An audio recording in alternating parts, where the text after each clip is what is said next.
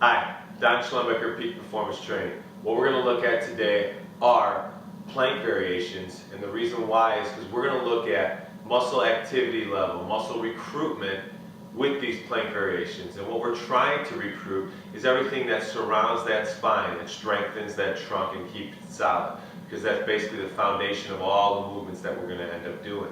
So we're looking at what? We're looking at rectus abdominis activity, looking at transverse abdominis, erectus spinae, external obliques, everything that's going to go around and support that trunk, support that spine. So what we're going to do is we're going to show you different plank variations to make sure that what you're doing is going to be the most effective to keeping a strong back, maintaining a solid trunk. So, a basic plank position let's go into. Now, what we want to always talk about is we want to talk about keeping neutral spine position, okay? So if I'm just in this quadruped position, all right, this is going to be an anterior tilt, okay, in my pelvis, and this is going to be a posterior tilt. So what we want to do is we want to find that middle ground, that neutral position, okay? So not as far as this, not as far as this, but that middle ground, the natural curvature in my spine, keeping that solid trunk and supporting that spine and eliminating any kind of compression. So, basic plank position then. Elbows directly underneath our shoulders. Locked in, not anterior, not posterior. Middle ground, and hold.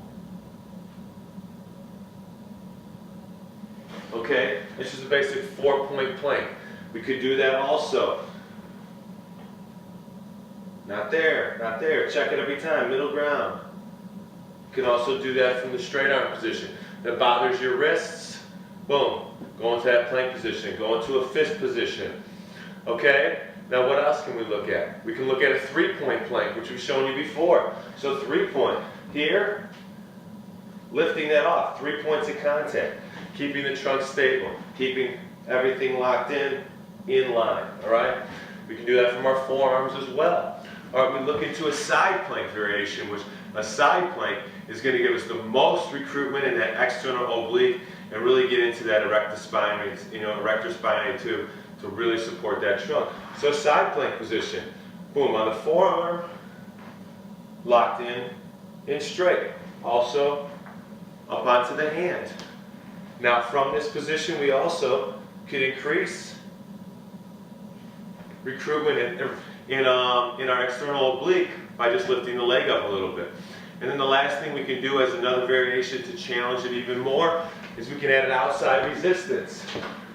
So I just have right here is a stability band attached low.